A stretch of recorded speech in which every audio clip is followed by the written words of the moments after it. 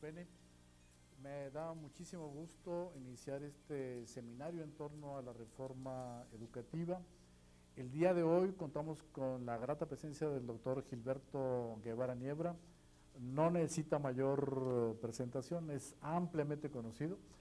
Fue dirigente del movimiento del 68, pero también fue subsecretario de Educación Básica y ha estado como colaborador de la institución desde hace muchísimos años. Sí, gracias, Gilberto, por estar acá con nosotros. Y déjeme contextualizar muy rápidamente de qué se trata. Hace 15 días, en la unidad UPN de Ciudad Juárez, iniciamos precisamente este seminario sobre la reforma educativa con una conferencia de la doctora Rosa María Torres. Y la idea es que este seminario no solamente pueda ser planteado en la unidad Jusco o en la Universidad Pedagógica Nacional del Estado de Chihuahua, sino que también tengamos una amplia reflexión y discusión a nivel nacional. Entonces, esto es parte de un proyecto de la propia Universidad Pedagógica Nacional, pero también tengo que señalar que de la Universidad Pedagógica Nacional del Estado de Chihuahua. Y hoy tenemos como invitado para hacer la inauguración a nivel nacional del maestro Gilberto Guevara Niebla, el cual nos es muy satisfactorio tenerlo con nosotros, porque nada más ni nada menos, él el año pasado publicó un texto que es de construcción colectiva que se llama México 2012, la reforma educativa. Y en este texto participan varios autores: Eduardo Andere, Juan del Val, Roger Díaz del Cosío, Manuel Gilantón, Julio César Gómez, Otto Granado Roldán, Miguel Limón, Carlos Mancera, Francisco Miranda López, Carlos Muñoz Izquierdo, Felipe Tirado, Manuel Ulloa, Pedro José Cepeda, y evidentemente lo coordina el maestro Gilberto Guevara Niebla, también con 2 o 3 artículos en esta obra de carácter colectivo. Gilberto, bienvenido a tu espacio, a esta universidad, y de entrada te preguntaría cómo se concibió la elaboración de este texto. Sí, gracias, Alberto. Me da mucho gusto estar con ustedes. Sí, desde luego, con mucho gusto. Este libro fue pensado como una obra que buscaba anticipar los cambios o señalar los cambios que se requieren en la educación básica del país. Los que lo hicimos nos reunimos con la intención, sí, política, de producir un texto que pudiera en un momento dado orientar o servir de referente al nuevo gobierno, ¿no?, que se avecinaba en el nivel federal. Lo que hicimos fue un seminario, nos reunimos, cada quien puso un texto de su parte, una colaboración, y discutimos esas colaboraciones en un debate muy libre. Te puedo decir básicamente lo que yo reflexiono, hago como reflexión inicial de este libro. Yo creo que la educación básica ha sido, por lo menos desde hace 30 años, se ha revelado como un problema en cuanto a sus resultados de aprendizaje.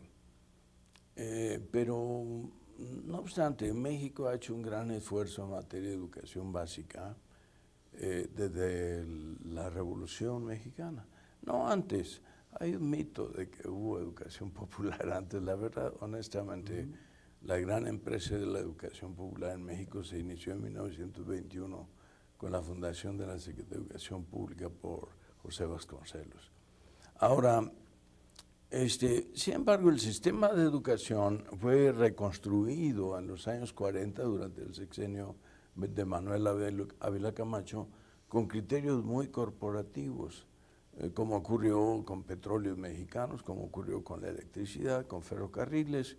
Es decir, el Estado tenía como aliados a los sindicatos, de tal manera que las empresas fueron organizadas de tal manera que el Estado procuró darle a las empresas, a los sindicatos, un papel de fuerte intervención en la gestión de las empresas. Así pasó en petróleos, lo seguimos viendo, por eso vimos que quebrar a la industria ferrocarrilera, en electricidad todos hemos visto lo que ocurrió con Luz y Fuerza del centro, ¿verdad? En fin, en casi todos los casos en donde se le dio intervención a los sindicatos en la gestión, pues hubo fracasos, ¿no? Fracasos en la productividad, en la calidad de sus productos. Y la excepción no fue la educación. En realidad, a fines del siglo XX, hubo una nueva conciencia sobre la organización o la gestión pública, ¿no? Y esta nueva gestión, esta nueva preocupación se proponía corregir las deficiencias de gestión que existían en muchos de esos sectores. Y creo que la reforma de 1992, que se lanzó entonces con el nombre del Acuerdo Nacional para la Promoción de Educación Básica, lo que quería era corregir las deficiencias que mostraba la organización del sector educativo, el sector de educación básica. Pero bueno, esa reforma esencialmente, como tú sabes, fracasó. Es decir, sus objetivos, que eran la descentralización, no se cumplieron, la descentralización, la participación social, carrera magisterial, la renovación de planes y programas de estudio, manteniendo el carácter central o estatista, digamos, de la conducción de los planes y programas, ¿sí? De la conducción materiales de apoyo, los libros de texto. De acuerdo. En consecuencia, se produjo un fracaso, fracasó la descentralización. Hasta en el momento actual hay muchos estados que ven como una carga la descentralización. La participación social, bueno, el sindicato se preocupó mucho por hacer que no funcionara. La carrera magisterial se convirtió en un sistema de promoción credencialista y finalmente la reforma de planes y programas de estudios, lo que hemos tenido en estos 20 años o 30 años transcurridos de 1992, 20 y tantos años, es la convicción de que los mecanismos centrales y estandarizados de expedición de normas académicas no funcionan, ¿no? Entonces, yo soy de la idea, lo expreso claramente en este texto, que es necesario avanzar en la dirección, en otra dirección. Ahora bien, lo que está ocurriendo a principios o en el año 2013 en el sistema de educación básica son una serie de problemas muy graves. Una estructura jurídica muy compleja, obsoleta. Me refiero a la ley de escalafón, me refiero a la ley que señala la Ley General de Educación, la Convención, la Ley General de Educación, me refiero a la Convención, al acuerdo laboral de 1946 entre la CEP y el CENTE, etcétera, etcétera. Y bueno, lo que ocurrió en la alternancia, bueno, hay muchas otras cosas obsoletas, los sistemas de financiamiento.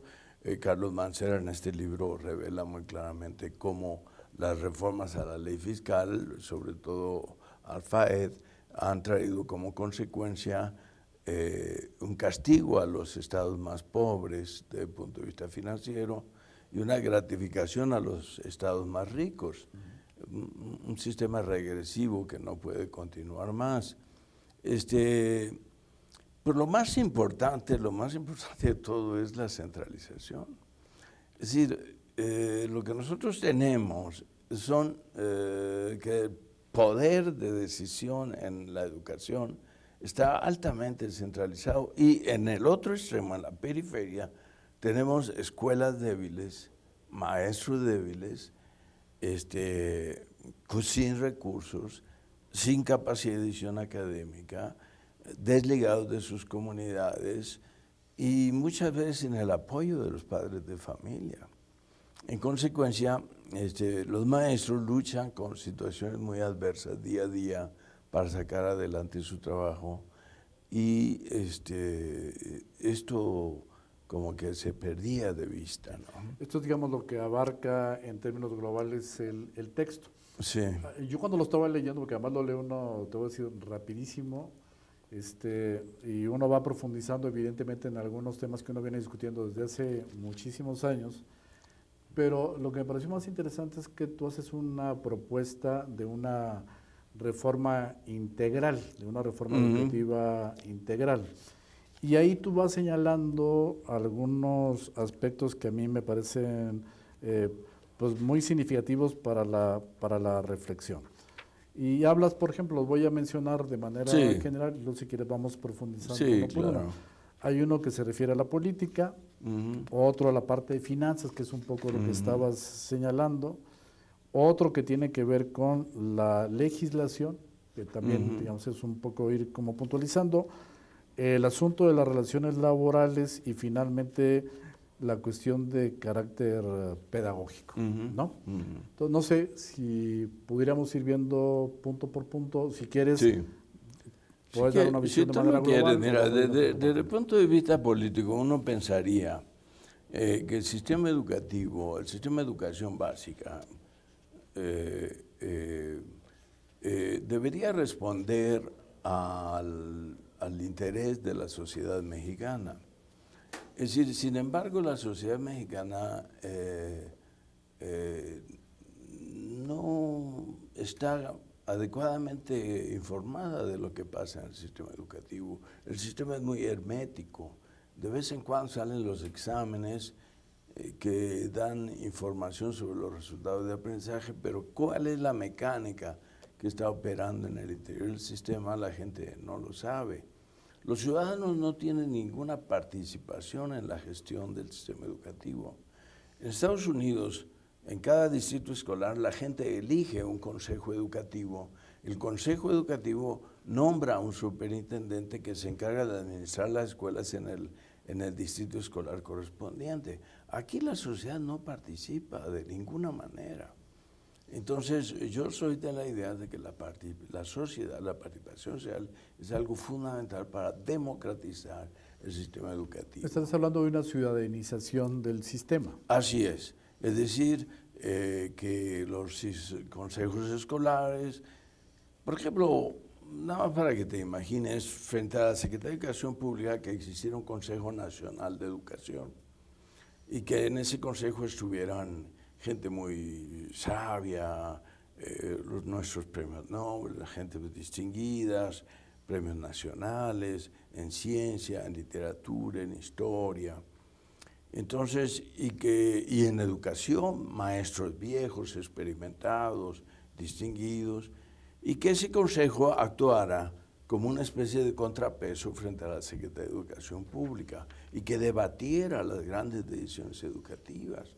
Entonces, eso es lo que yo me quiero imaginarme. Y también a nivel municipal, que existiera un Consejo Municipal de Educación, y a nivel de cada escuela, que hubiera más relación entre la comunidad y la escuela. Cuando hablas en un concepto aquí muy, que a mí me da mucho que leer, que es el encerramiento del sistema. Sí, exacto. ¿No? ¿Te refieres a esta parte de vida muy cotidiana entre los propios maestros, el director, que el jefe de zona, bueno, depende directamente del propio sindicato o de la secretaría, y que no se abre a la sociedad? ¿A eso se refiere el encerramiento? Los actores del sistema educativo son la burocracia, el sindicato y los profesores y los alumnos. Los padres de familia muy pobremente participan y la sociedad, el ciudadano en general, no participa. Entonces es hermético, es poco transparente, es opaco el sistema educativo. Por ejemplo, nosotros sabemos que ha habido fuertes transferencias de dinero de manera irregular de la Secretaría de Educación Pública al sindicato. Esto se ha denunciado en varias ocasiones. No hay transparencia en el manejo de los recursos en el sector educativo. Ahora, tampoco hay transparencia en lo pedagógico. ¿Qué tan buenos son nuestros maestros? ¿Qué tan competentes son? ¿Qué tanta sensibilidad tiene un maestro cuando está dando clase? ¿Qué tanta atención le presta a nuestros hijos? ¿Qué tanto conoce a los niños y qué tanto los respeta a los niños? ¿Qué tanto le preocupa al maestro lo que el alumno sabe para poder construir a partir del conocimiento del alumno nuevos conocimientos? Eso serían como los componentes que tú estarías planteando. Si quieres, para una discusión más adelantito sobre lo que sería el sistema profesional docente. Así ¿no? es, sí. Bien, hay otro asunto que planteas también en el libro que tiene que ver con finanzas. Una es la que te referías en este artículo de Carlos Mancera, ¿no? Sí. En relación al financiamiento de la educación, Sí. todo lo que tiene que ver con los fondos de aportación a la educación básica, el FAEF, ¿no? Famoso, ¿no? Y otro es el asunto también de los salarios de los maestros y todos los mecanismos para los incrementos de los salarios de los maestros. Digamos, el monto global del dinero que se da para educación es pobre.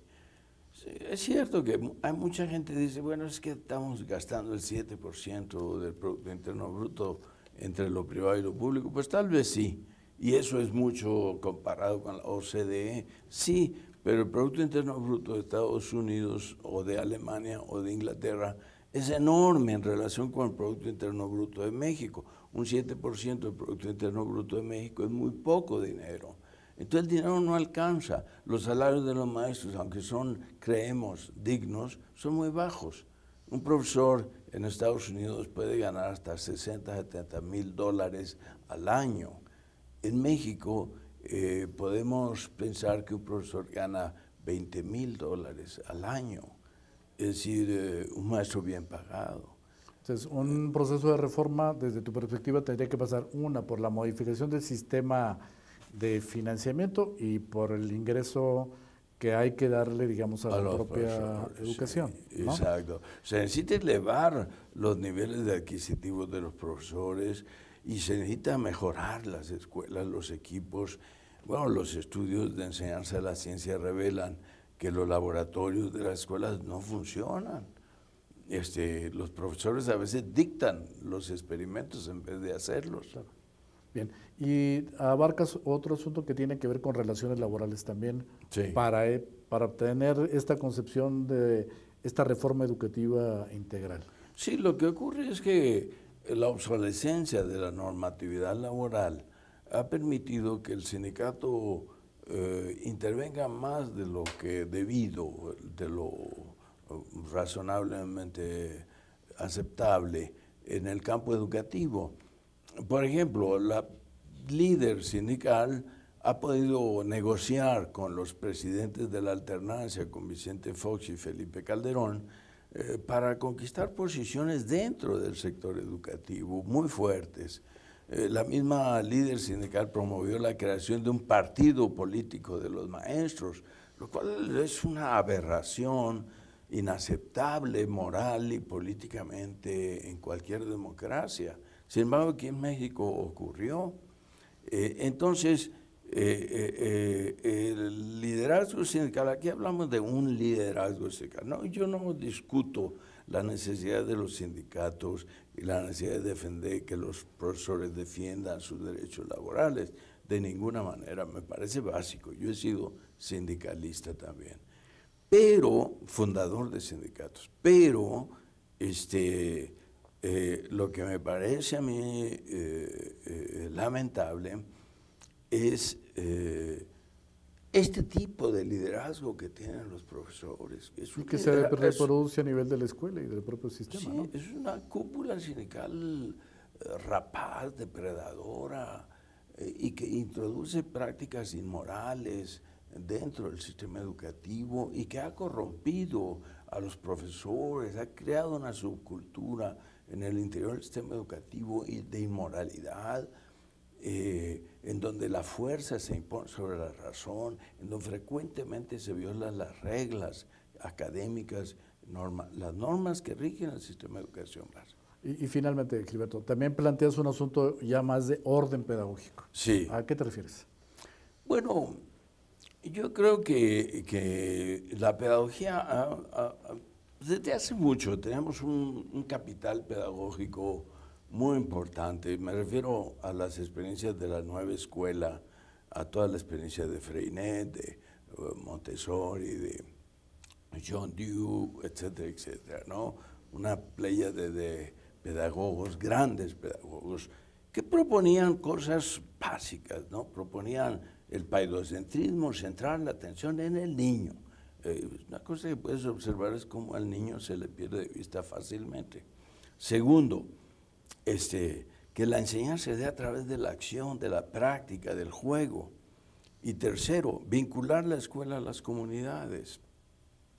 Estas reglas generales todavía deberían ser válidas por lo menos para la escuela primaria, sin embargo se han olvidado en la actualidad.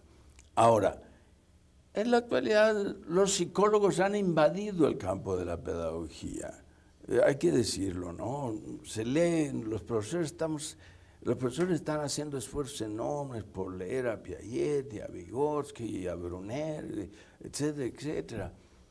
Cosa que es muy loable, pero lo que necesitamos es hacer una tarea que no está hecha, que es traducir los descubrimientos de la psicología a la pedagogía. Es decir, lo que nosotros necesitamos es, el capital que falta es capital pedagógico, un capital que sea normativo para la práctica de los profesores. Si nosotros, por ejemplo, vemos las publicaciones del Fondo de Cultura Económica, las publicaciones en general que se hacen en México sobre educación, pues son de este tipo, son analíticas, son de política educativa, o Sinvestap produce muchos libros de análisis etnográficos, etcétera, etcétera. Pero eso no es, eso es sociología. Lo que hace la Facultad de Psicología de la UNAM es psicología. Yo veo mucha literatura, pero poca literatura pedagógica. Entonces hay que producir materiales que orienten al trabajo pedagógico, porque el maestro está abandonado. Cuando nosotros nos acercamos a las aulas, pues decimos, bueno, es que este es un sistema de enseñanza tradicional. ¿Qué quiere decir tradicional? Que los profesores actúan muchas veces sin tener la información adecuada y oportuna sobre cómo establecer una relación pedagógica con los alumnos. Bien, digamos, esta sería la primera parte y sería como la parte del contexto. Tú ya haces un planteamiento de la reforma, no es solamente una reforma constitucional, esa sería tu afirmación. Y tendría que verse con todos estos aspectos, la parte financiera, la parte de relaciones laborales, la parte pedagógica, la parte que tiene que ver con lo político, ¿no? De esa manera uno tendría que abordar efectivamente todo el asunto de la reforma. Ahora bien, entrando al tema actual, 2013, ¿no? Sí. Bueno, tú conoces qué se ha propuesto sobre la reforma. Sí. Sí.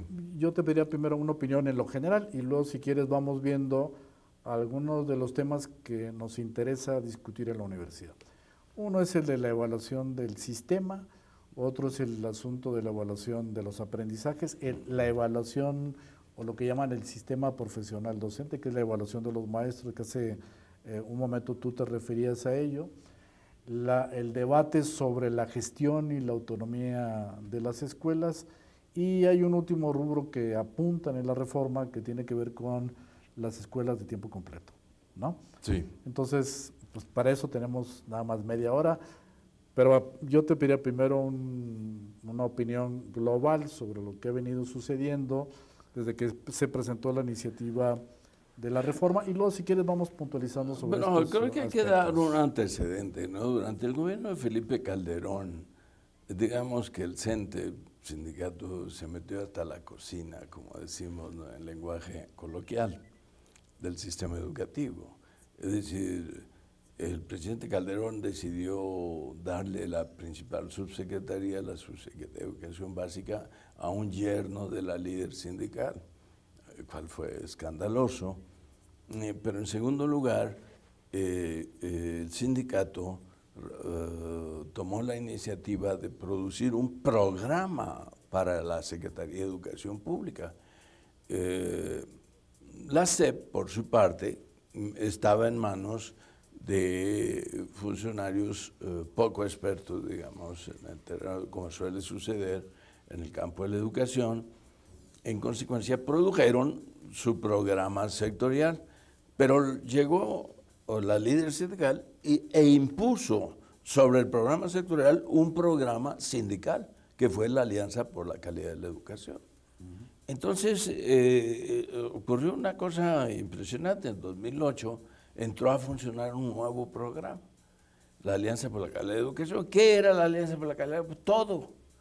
Si veías los 10 puntos de la Alianza, abarcaba todo. Desde infraestructura, capacitación de maestros, evaluación, todo. En realidad, esto fue un exceso, ¿no? Porque al mismo tiempo que se introdujo, el sindicato introdujo su propio programa en la SEP aceptó crear organismos mixtos para gobernar la educación nacional. Entonces se crearon comisiones mixtas para gobernar los distintos aspectos de la educación básica. Entonces, eso es fue una cosa totalmente irregular, otorgarle ese poder al sindicato. El sindicato constitucionalmente no puede hacer eso. El sindicato es una entidad privada. El Estado es el único responsable de impartir la educación. En consecuencia, lo primero que está proponiendo el nuevo gobierno es recuperar la rectoría de la educación pública. Y eso me parece correcto, que el Estado vuelva a recuperar la rectoría y excluya al sindicato de espacios que constitucionalmente no le corresponde invadir. Las reformas están contenidas en el artículo 3º, básicamente. Una cosa que ocurre es que se agrega la palabra calidad en la caracterización de la educación que el Estado debe impartir. La palabra calidad es una concesión, digamos, al lenguaje tecnocrático y simplón, digamos, que se ha utilizado últimamente para discutir los temas educativos. Nadie puede decir con precisión qué es calidad, es muy difícil definirla. Hay un libro, incluso publicado como tesis en España, sobre el concepto de calidad, que revela eso, ¿no? Contundentemente. Calidad es una palabra que viene de la economía y en fin. El hecho es que se agrega la palabra calidad y luego se introducen una serie de cambios importantes.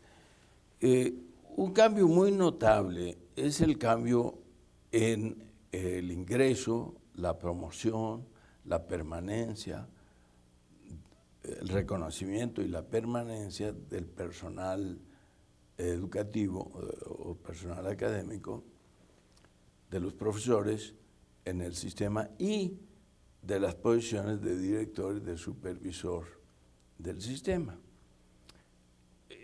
Dado que está a nivel constitucional, pues esto viene a suprimir lo que antes estaba a nivel de reglas, de acuerdos presidenciales, como era reparto de plazas, 50% y 50%, y la concesión de plazas, y termina con las prácticas de herencia de plazas, de venta de plazas, etcétera, etcétera, que daban tanto preocupación en los anteriores sexenios. Entonces aquí se establece se dice un concurso de oposición para acceder a la plaza. Y exámenes para la promoción, etcétera, etcétera, ¿verdad? En consecuencia, se establece un régimen de servicio profesional de carrera para los docentes, que antes no existía. En segundo lugar, cosa muy importante, se crea el Si instituto. me permite nada más un segundito, Sí, ¿no? sí. Vamos a ir a una pausa Sí. y luego continuamos ya con ese segundo Sí, elemento claro. que estás planteando. Sí, claro. Gracias, Gilberto.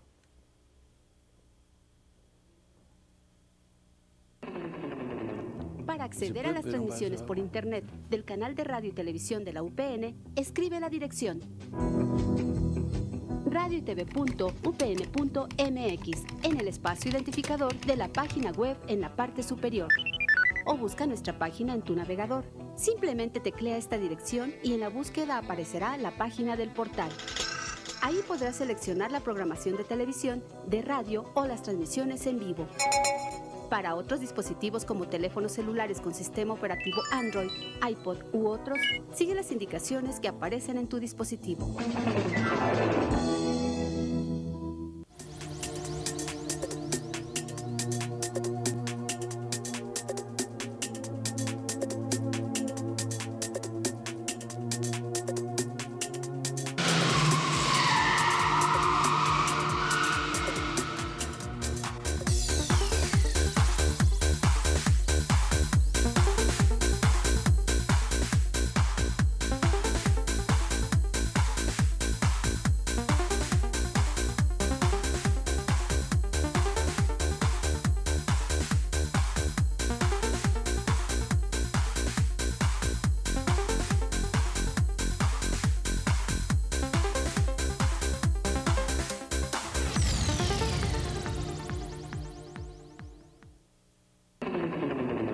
Para acceder a las transmisiones por Internet del canal de radio y televisión de la UPN, escribe la dirección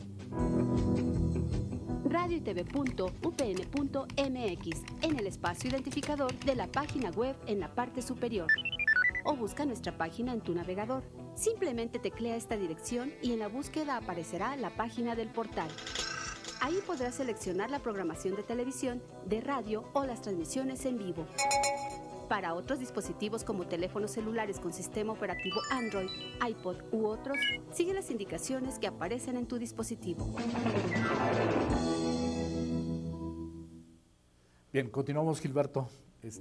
Nos estabas diciendo.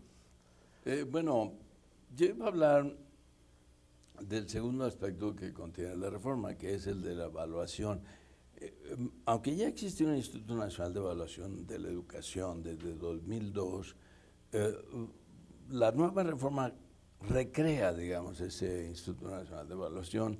En realidad crea un sistema de evaluación y le atribuye al nuevo instituto facultades para establecer normas de evaluación en todos los niveles. Mucho poder para un instituto. Se pide que sea autónomo, aunque el presidente de la República, según la propuesta, es el que va a proponer a los candidatos para la junta directiva de este instituto. Ahora, y para el director, desde luego.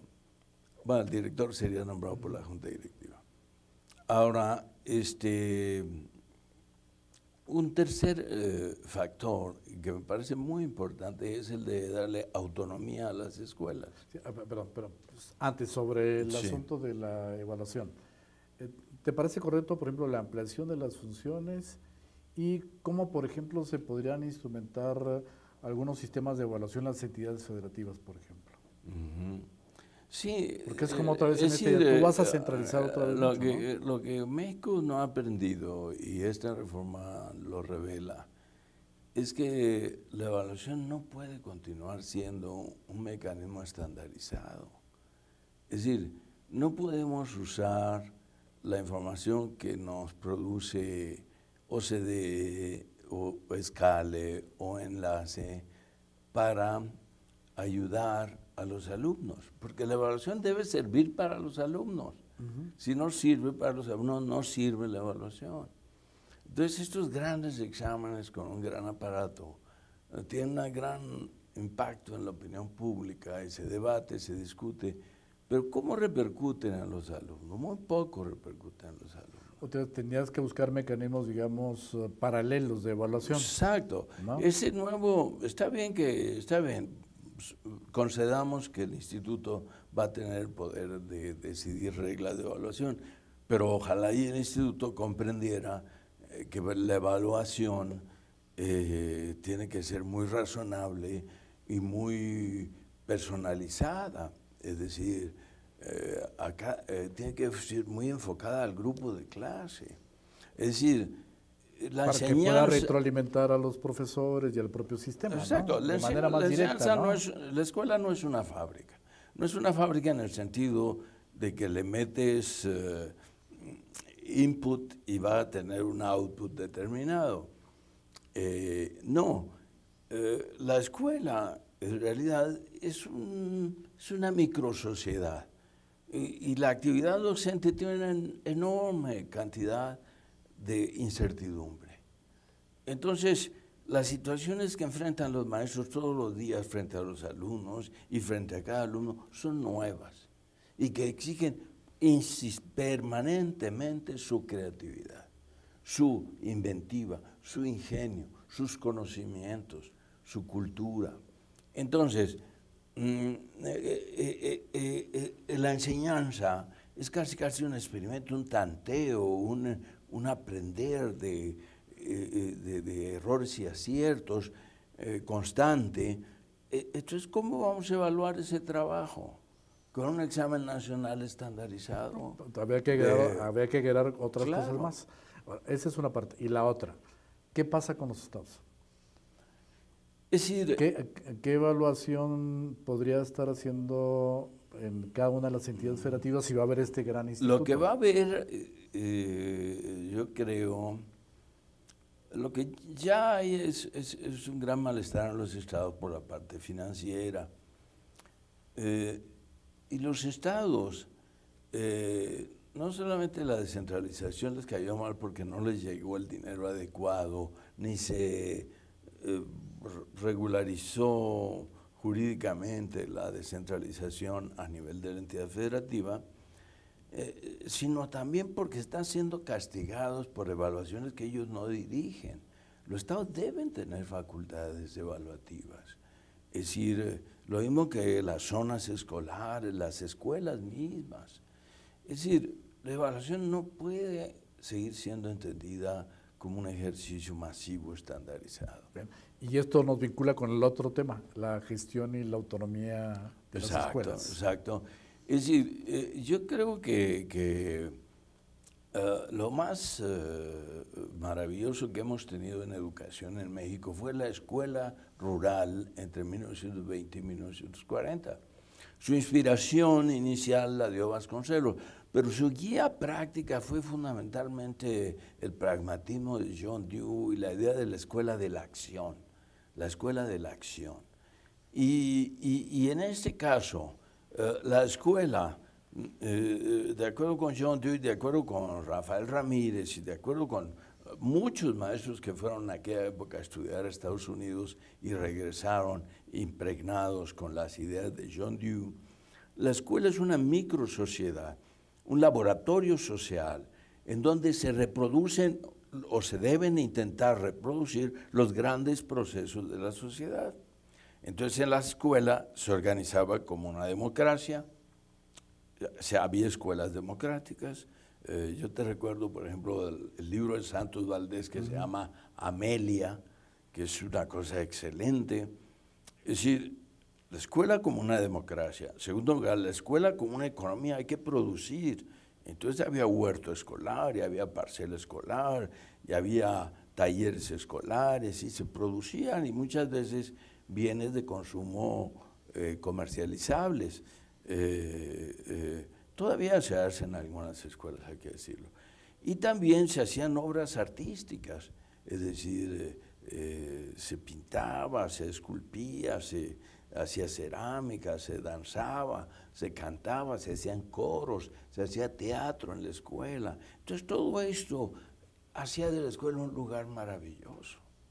Entonces, ¿dónde está esa maravilla de escuela rural mexicana? ¿Por qué no aprendemos de nuestra propia experiencia? ¿Por qué no hacemos? Había que transponer esas características de la escuela rural. Sí. ¿Y habría condiciones como para poder? Sí, no mecánicamente, desde luego, pero sí. Eso quiere decir que la escuela tiene que verse como una entidad autónoma, con cierto grado de autonomía.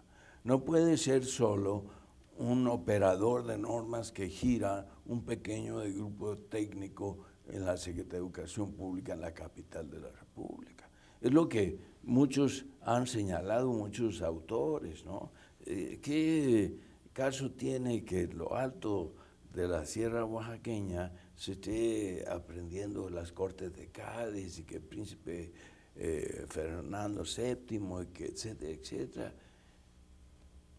Muchos conocimientos ociosos que no tienen lugar, no tienen significación para la vida del niño, no tienen significado para la vida del niño. Digamos, también podría estar incorporada toda esta parte que señalabas de la autoevaluación misma de los profesores, del sistema, ya más directamente y bajo instrumentos mucho más confiables, ¿no? El único que puede evaluar al alumno es el profesor. Es el profesor. ¿Ya el profesor? Y al profesor... ¿Qué es el otro gran tema? Yo creo que fuertemente los alumnos primero, el director en segundo lugar, y en tercer lugar un árbitro por ahí externo, ¿no? En esta idea del sistema que están proponiendo, ¿no? El sistema profesional de docente, de evaluación de los maestros o de profesionalización del docente, ¿cómo te lo imaginas así como lo estás señalando? Bueno, me temo que hay ideas mucho más convencionales, y poco innovadoras. En primer lugar, todo se está pensando centralmente, ¿no? En segundo lugar, está pensando en las pruebas estandarizadas. Sí, me temo que para adquirir una plaza se va a aplicar, ojalá y no, una prueba estandarizada, lo cual sería lamentable, ¿no? Es decir, sí creo que se deba hacer aplicar, examen, pero no solamente eso. Exacto, no solamente una regla única centralizada. Es decir, dependiendo de las circunstancias, la región, de los profesores. Nadie que no conozca al profesor lo puede evaluar. Es decir, esta es una cosa que deberíamos compartir. Hay una parte que están discutiendo en la Cámara, ¿no? En términos de discutir, por ejemplo, este asunto de los plazos. ¿Tú crees que, por ejemplo, un sistema sería para evaluar a los maestros que van ingresando, otros a los 3 años que tengan ya en el sistema y otro sistema de evaluación para los profesores que ya tengan más de 10, 15 años en el sistema? Bueno, yo creo que sí. ¿Podría pensar, digamos, diferenciadamente? Sí, podría hacerse un sistema de evaluación inicial y evaluaciones periódicas, etcétera, etcétera. Yo creo que debe haber evaluación. El problema ha sido una omisión notable hasta ahora el que no haya evaluación de los docentes. Debe haber evaluación. Lo que ocurre es que tiene que ser una evaluación sensata, razonable, no impuesta desde fuera, primero. En segundo lugar, otra cosa que la contraparte, digamos, de la evaluación, pues es la preparación de los maestros. Este es una laguna en la reforma educativa que se ha dado hasta ahora. ¿Qué va a pasar con las normales? ¿Qué va a pasar con las UPNs? ¿Qué va a pasar con las universidades? Con los centros de maestros. O los centros de maestros y todo el PRONAP, lo que hay que nombra en lugar del PRONAP ahora, es decir, los programas de actualización. El catálogo nacional, ¿no?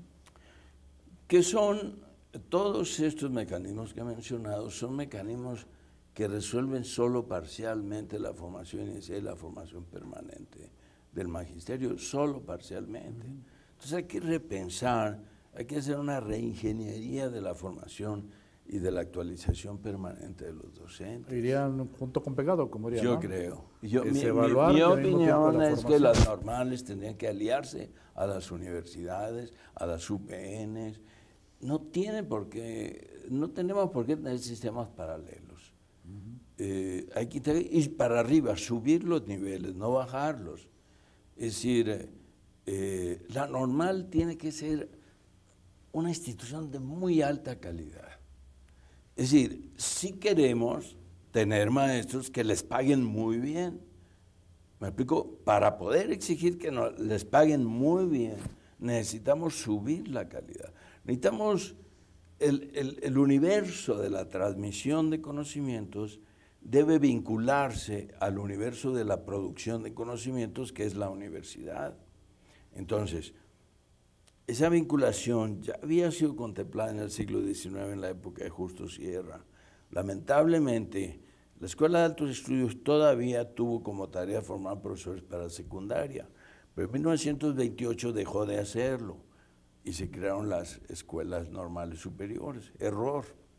Yo creo que las universidades, como en Francia tú estudias la carrera de filosofía, en tercer grado haces un examen que se llama la agregación, y una vez que obtienes ese título, tú te vas de profesor a la secundaria.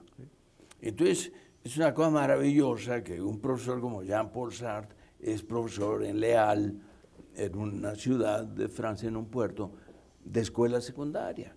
Es maravilloso que Albert Camus, que Merleau-Ponty, etcétera, grandes talentos de la cultura francesa hayan sido pasados por profesores de secundaria. El mismo Durkheim, ¿no? Fue profesor de secundaria. Y es fantástico. Tendríamos que inventar algo así. Bien. Y el último tema, para luego ir a un tema de los pendientes de esta reforma, sí, ¿no? Sí. Es esta concepción de la escuela de tiempo completo. Sí. Bueno, también aquí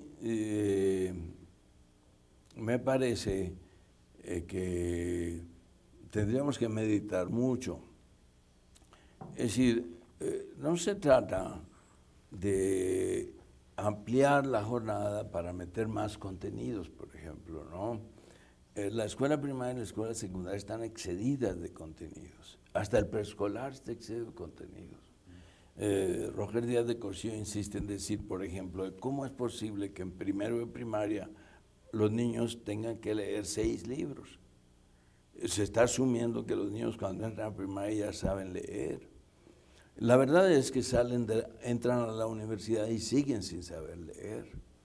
Es decir, la lectura no es aprender una técnica, es acceder a una cultura, es mutar nuestra conciencia, nuestra inteligencia, llevarla a un nivel superior para acceder a un grado de civilización que no teníamos anteriormente. Entonces, abandonar la barbarie se da a través de la lengua, del aprendizaje real de la lengua. Se necesita aprender a hablar bien, aprender a hablar bien. No sé por qué la retórica se abandonó. O los famosos concursos de oratoria. O los concursos de oratoria, pero las clases de retórica en secundaria que eran en el bachillerato. Es decir, y que en Estados Unidos en muchas high schools todavía se da retórica. O las clases que se llaman de argumentación, en donde enseñan a los niños a argumentar, a discutir, lo cual es una recuperación de la dialéctica socrática o de la mayéutica, y moderna, ¿no? Es decir, pero hay que aprender a leer y hay que aprender, a leer es distinto a hablar. Hablar también es muy importante. Por la manera en que las personas hablan, se clasifican socialmente a las personas. Ahora, leer, el mundo mexicano es un mundo de la no lectura. Hay muy pocas personas que leen sistemáticamente. Es decir, y por otro lado escribir es una tarea dificilísima. Para poder escribir se necesita tener lectores muy buenos que lean como escritores, digamos. Es decir, que lean mucho, mucho, mucho, mucho. El acceso a la escritura no se va a dar aprendiendo las reglas de la gramática, sino practicando la escritura, escribiendo. Entonces, necesitamos una escuela que haga inteligentes a nuestros niños, enseñándolos a hablar, enseñándolos a leer, enseñándolos a escribir y enseñándolos a razonar lógicamente con las matemáticas. Y tú hablabas, por ejemplo, cuando recuperaba la escuela rural, de ser productivos, ¿no? Sí, sí. Ya hablabas también de esta vida de ser como aprender a ser ciudadanos en la propia escuela. Sí, ¿no? yo creo que la clave que no hay que perder de vista, Y la parte artística. que Juan Jacobo Rousseau lo subrayó muchísimo, es formar ciudadanos. Todo el Emilio, el libro El Emilio, es la biografía de cómo se educa a un ciudadano para que sea autónomo, es decir, autosuficiente, para que aprenda a aprender, para que aprenda a tomar decisiones y no siga las decisiones de los demás, para que aprenda a ser libre y para que pueda participar en sociedad como hombre libre. De manera más abierta. De manera más abierta. Bien, y para nuestros últimos minutos, Dime. tú decías que inicialmente en la conversación quedaban como algunas tareas pendientes de esta reforma que se está planteando. ¿Cuáles serían esos vacíos, esos huecos? Tú apuntabas inicialmente uno, me imagino que es toda esta parte de la formación de profesores. ¿Ese es el único? ¿Hay otros huecos que estaría planteando la reforma? Yo digo, yo le voy a apretar a los profesores, hay que darles gratificaciones. Hay que crear un sistema de gratificaciones para el maestro. Se diría eso, por ejemplo, modificarías evaluación universal, carrera magisterial y escalafón. Sí, exacto. Sí, eso creo que demostró que no sirvió mucho. Es decir, yo creo que si le vamos a dar la plaza con un examen, muy bien, pero te vamos a pagar mejor. Si te vamos a renovar la plaza mediante otro examen, muy bien, pero cada vez que te renueves te doy más dinero. Es decir, necesitamos darle mucho dinero a nuestros maestros. Necesitamos revalorar socialmente a la profesión de maestros. Por ejemplo, Finlandia, ¿no? Se habla mucho de Finlandia, pero en Finlandia los maestros tienen en promedio títulos de maestría, por ejemplo. Tienen una gran calificación, pero son la profesión mejor pagada de Finlandia. Es decir, mejor que los abogados, los médicos, etc. Entonces, claro, es un país muy chiquito y puede darse ese lujo. Nosotros somos muy grandes como país, correcto, pero necesitamos hacer maestros poderosos, maestros por sus ingresos, por su cultura, por sus competencias, maestros fuertes por su capacidad de decisión. Pero tú partirías también del presupuesto de que el ingreso significaría también la previa evaluación. Sí, claro. ¿No? Sí. Esa evaluación y el ingreso iría gratificando la evaluación. Entonces, ese sería uno de los pendientes. Un pendiente. ¿Algún otro? Segundo, necesitamos repensar, reconstruir, rediseñar el sistema de formación de los profesores y de capacidad de los profesores. El sistema actual no funciona, eso ya lo mencionamos anteriormente. Otro punto que no está... Pero nada más para entrar un poco a intentar construir algún escenario. Sí, porque no funciona, ¿no? Sí, sí. ¿Cómo te lo puedes imaginar? Porque acá tenemos un catálogo, tenemos catálogos estatales, están las universidades y las normales un poco aisladas. Tú planteas, hay que articularlos, ¿no? Pero ¿qué más? Bueno, yo creo que necesita haber una política educativa que comprenda, por ejemplo, una política no solo de investigación educativa, porque generalmente se entiende por investigación, evaluación educativa, sino también producción de pensamiento pedagógico. Entonces necesitamos... Ya tenemos mucho análisis de la práctica docente. Sí. Necesitamos generar herramientas. Por ejemplo, sabemos que hay una diferenciación en el aula que se da a partir del capital cultural de los padres. Bueno, ¿qué hacemos a la hora de formar maestros? ¿Qué hacemos? ¿Cómo le hacemos? O en el aula, ¿qué vamos a hacer? Necesitamos hacer un libro que le explique al profesor la necesidad de una pedagogía diferenciada, que eso no lo estoy inventando yo, ya existe una investigación, una línea de investigación en Europa sobre todo, sobre pedagogía diferenciada. Es decir, porque necesitamos prestar mucha mayor atención y gratificar más a los niños de origen pobre, a los más callados, a los más abrumados por la vida de sus familias. A esos tenemos que prestarle mayor atención y tenemos que darles soluciones específicas, distinto a los niños con mejor condición social. Entonces, descubrimientos que la sociología, la psicología, por ejemplo, la psicología. Ahorita hay dos corrientes dominantes, constructivismo y contextualismo, digamos, ¿no? Entonces, que se representa con frecuencia por Piaget y por Vygotsky y por otros, ¿no? Pero, muy bien, nosotros hemos aprendido que los niños aprenden a través de la acción y del enfrentar conflictos cognitivos, y que esos conflictos cognitivos le permiten asimilar determinadas cosas y acomodar tales cosas y generar un proceso de reconstrucción en su mente, de acuerdo con Piaget. Ahora, Vygotsky lo que nos dice es que el mecanismo no es solamente interno, sino que es un mecanismo que se da en la interacción social, ¿no? Y que por lo tanto es un mecanismo histórico y socialmente determinado. Correcto. Entonces, todo eso tenemos que convertirlo en pedagogía. En pedagogía. Tenemos que convertirlo en herramientas para los profesores. Bien, Gilberto. Por ejemplo, sí, perdón. Es que ya se nos terminó el tiempo. Te estaremos invitando, yo creo que a otro programa. Con mucho gusto.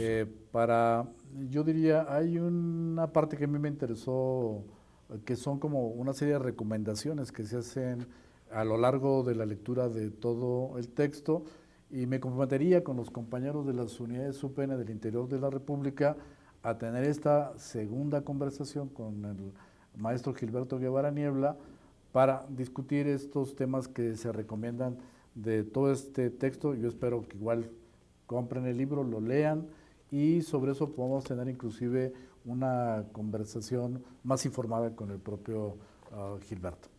Gilberto, muchísimas gracias por tu presencia aquí en este espacio universitario, y a ustedes simplemente les recordamos que vamos a seguir transmitiendo todos los martes a la 1 de la tarde temas que tienen que ver básicamente con la reforma educativa.